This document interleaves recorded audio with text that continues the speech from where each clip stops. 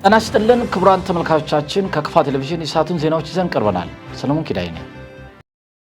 የከፋ ማህበረሰብ ቴሌቪዥን የተቋቋመበትን ዓላማ መሰረት በማድረግ ለህብረተሰቡ ተጠቃሚነትና ሀገሪቱ የጀመረችውን የለውጥ ጉዞ ለማሳካት በቁርጠኝነት እንደሚሰራ የከፋ ማህበረሰብ ቴሌቪዥን ጣቢያ ዋና ስራ አስኪያጅ አቶ አስራት ኃይሌ ገለጹ።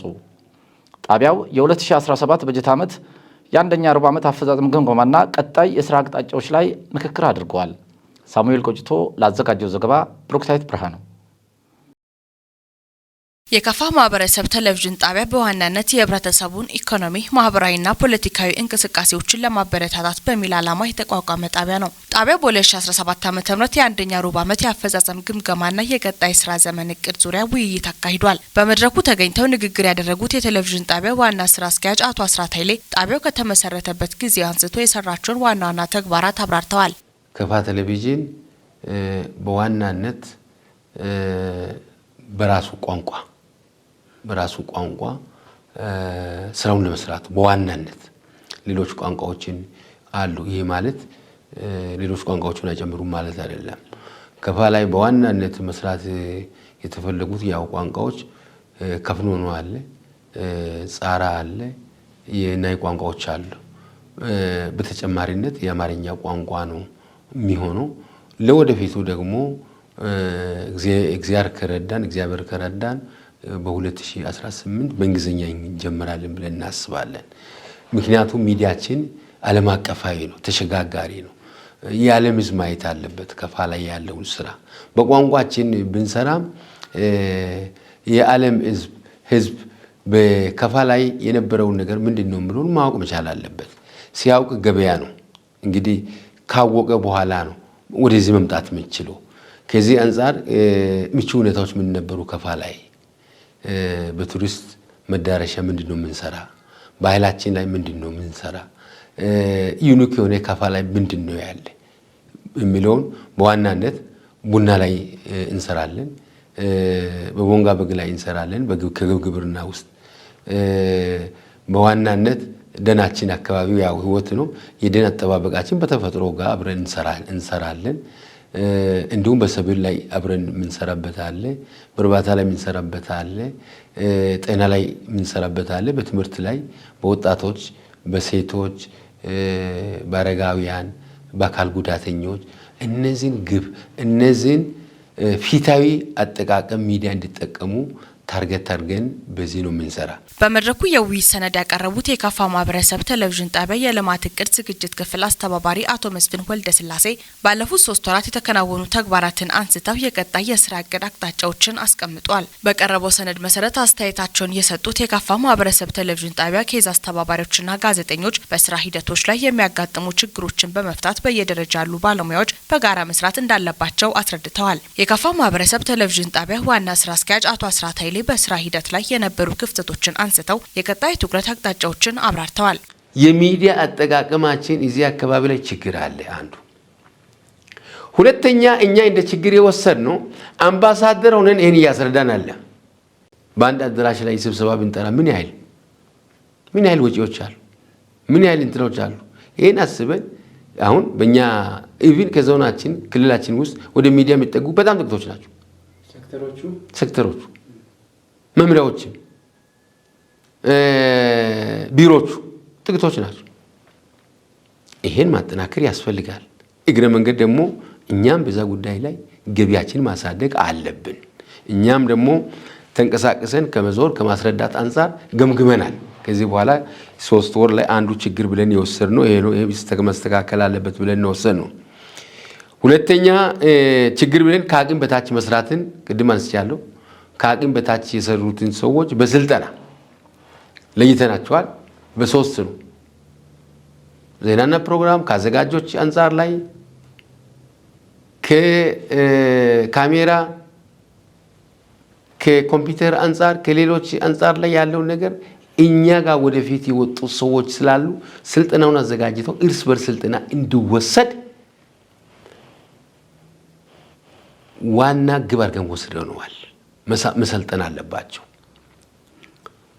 ወደፊት የደውን ተሞክሮ አሁን በአዳራሽ ውስጥ ብቻ ማውራት የለብን። ስልጠና ሰነድ ተዘጋጅተው ቅርብ ጊዜ ስልጠና እንሰጣለን ብለናል። የውጪ ስልጠና ለወደፊት እንፈልጋለን። ሁሉም ሰለጥነው ግን አሁን የያዝነው እርስ በርሱ የማማጠን የስልጠና መሰልጠን አለባቸው የሚለውን ይዘን ነው። ዋና ስራ አስኪያጁ አክለውም ለጣቢያው ባለሙያዎች እንዲሁም ለወረዳና ለዞን ሴክተር አመራሮች መልእክታቸውን አስተላልፈዋል። በአሁኑ ሰዓት ወረዳ የመንግስት ኮሚኒኬሽን አለ፣ የህዝብ ግንኙነት እያንዳንዱ ወረዳ በሳምንት አንድ ጊዜ ሚዲያው መጠቀም አለበት ብለን አስቀምጠናል። ዜናን የሚያልኩ ወረዳዎች አሉ በብዛት። ይሄ ራሳቸው ከዚህ በኋላ ህዝብን የሚያገለግሉ ከሆነ ማወቅ ማሳወቅ መሄድ አለባቸው። በራችን ክፍት። የተጠመዱት ፌስቡክ ላይ ወይም ቴሌግራም ላይ ነው። እሱ አንደኛ ነው። እሺ ይሁን። ቴሌቪዥን የራሱ ግብና የራሱ ዓላማ አለ። የራሱ ደግሞ ኳሊቲ አለው። አስተባባሪ ደረጃ ላይ ይሄን የሚያስተባብር ስለለየን ይሄን እንዲጠቀሙ ለማድረግ ነው።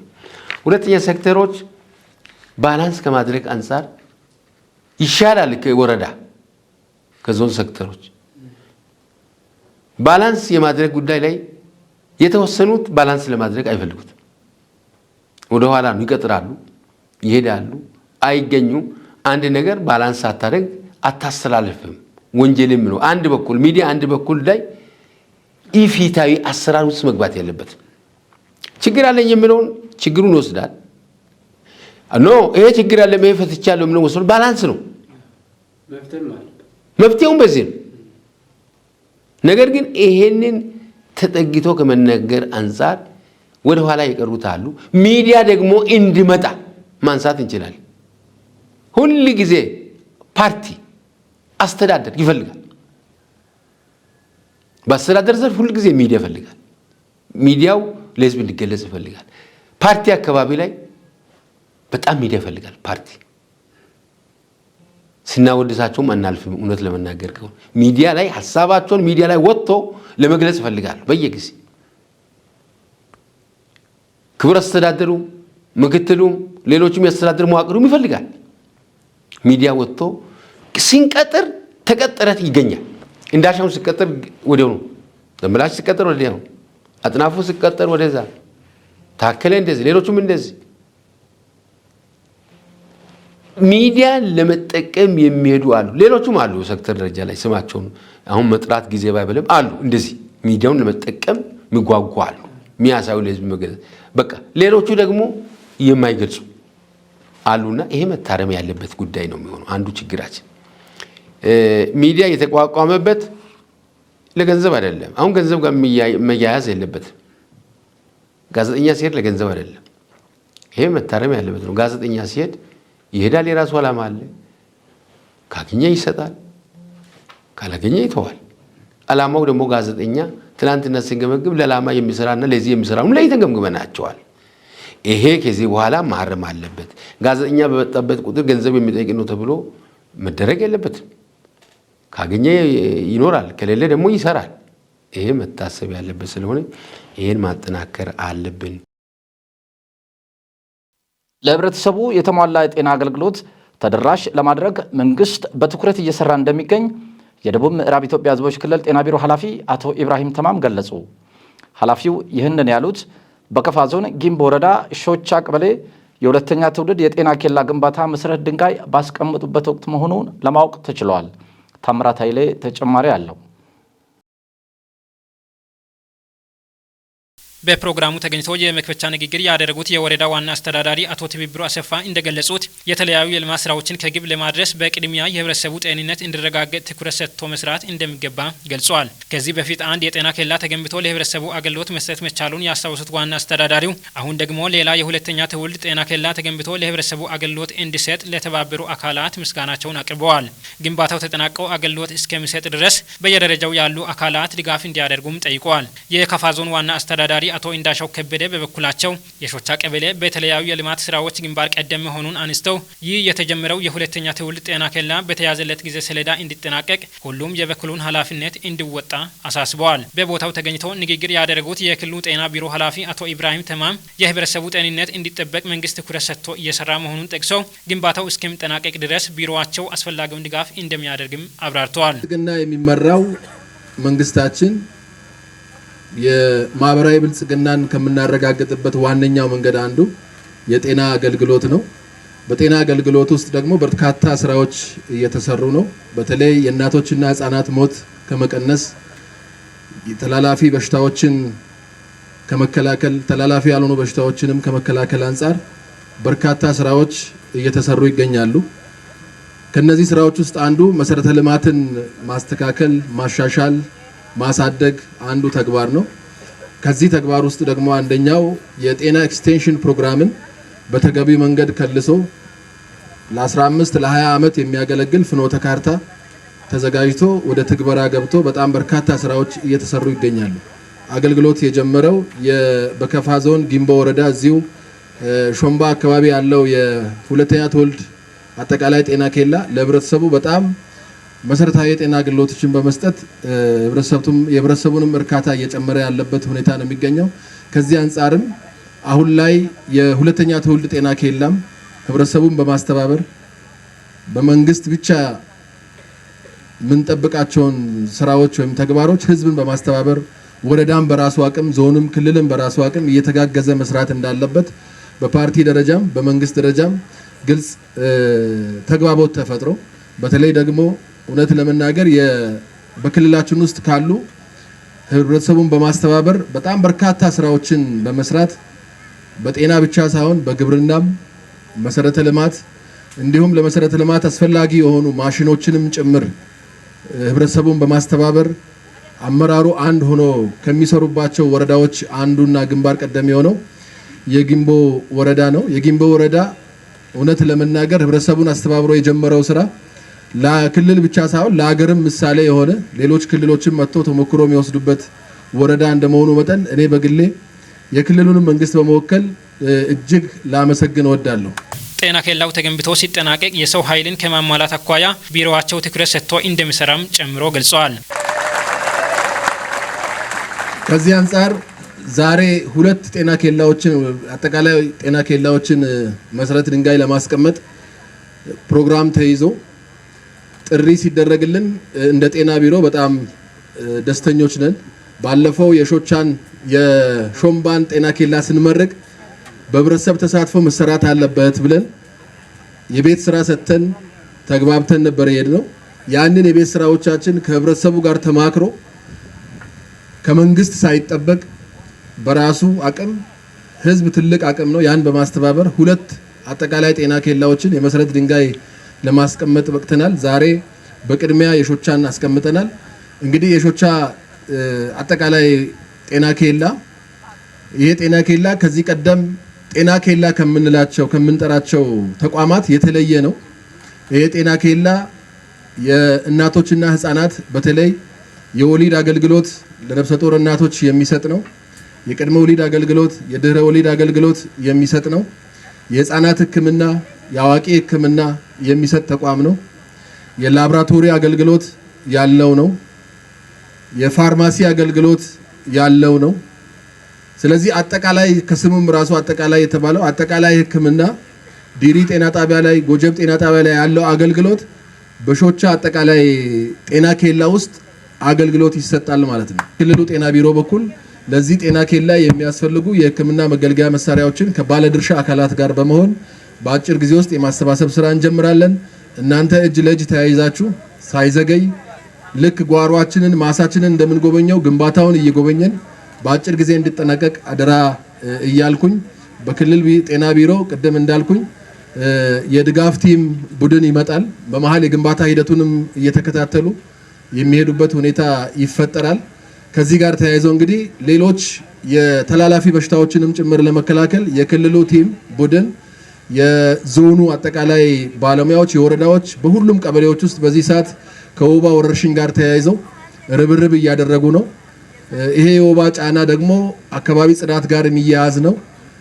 ማፋሰስ የማዳፈን ስራ የወባ ትንኝ መራቢያ ቦታዎችን በመለየት ይሄ አካባቢው ደጋ ቢመስልም ትንኙ በሚራባበት ሰዓት ላይ አካባቢው ላይ ያለ ህዝብ የወባን በሽታ የማያውቅ ከመሆኑ ጋር ተያይዞ ሌላ ጉዳት እንዳያስከትል የማፋሰስ የማዳፈን ስራ እንሰቶች አካባቢ የማጽዳት ውሃ እንዳይዝ የገል ስባሪ የማስወገድ ያረጁ ጫማዎች በጣም እነዚህ ኮንጎ ጫማዎች በራሳቸው በትንንሽ ስባሪ የሚመስሉ ነገሮች በሙሉ ለትንኝ መራቢያ ምቹ ስለሆኑ እነዛን ከጤና ኤክስቴንሽን ሰራተኞች ከወረዳ ከክልል ከሚመጡ ባለሙያዎች ጋር በጋራ በመሆን የወባ በሽታን በጋራ እንከላከል። ካነጋገርናቸው የሆቻ ቀበሌ ነዋሪዎች ውስጥ አንዳንዶቹ በሰጡት አስተያየት በቀበሌያቸው ጤና ኬላ መገንባቱ የጤናን አገልግሎት በቅርበት ለማግኘት አስተዋጽኦ የጎላ መሆኑን ጠቅመው ይህንን እድል በማግኘታቸው መደሰታቸውንም ጠቅሷል።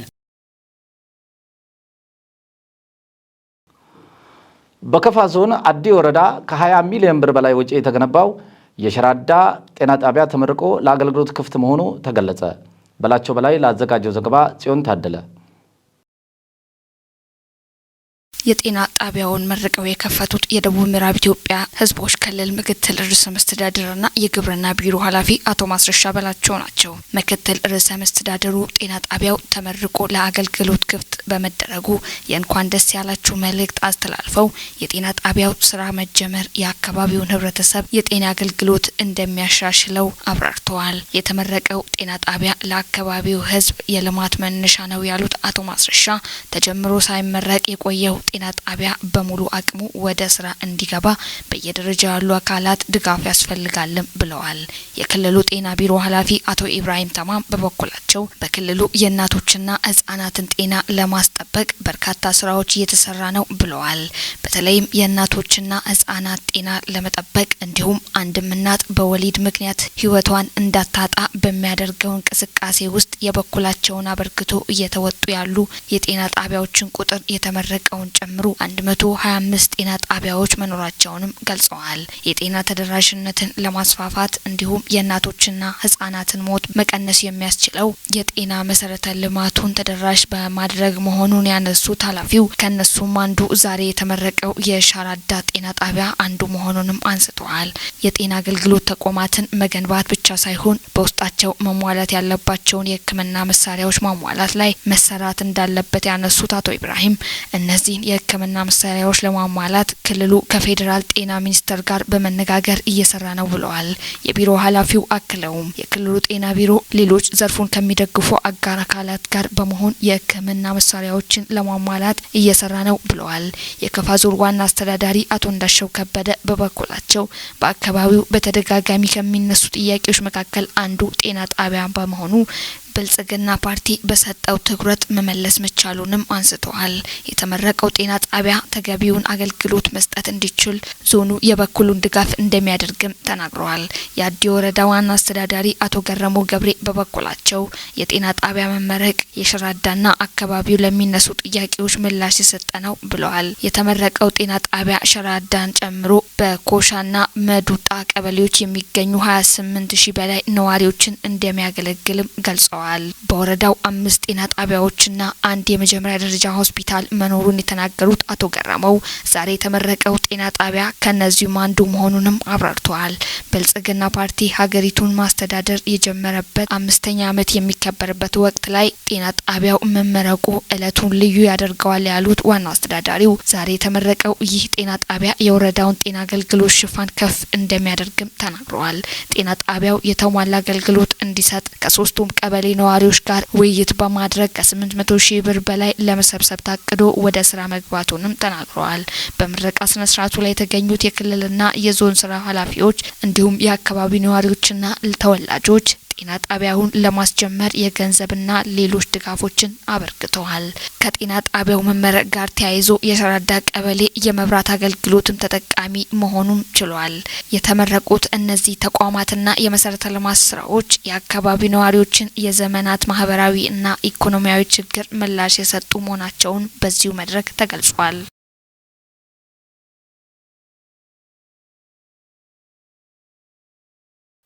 የጊምቦ ወረዳ ምክር ቤት 41ኛውን የአፈ ጉባኤዎች ፎረም በተጋ ቀበሌ የተለያዩ የልማት ስራዎችን በመጎብኘት አካሂደዋል።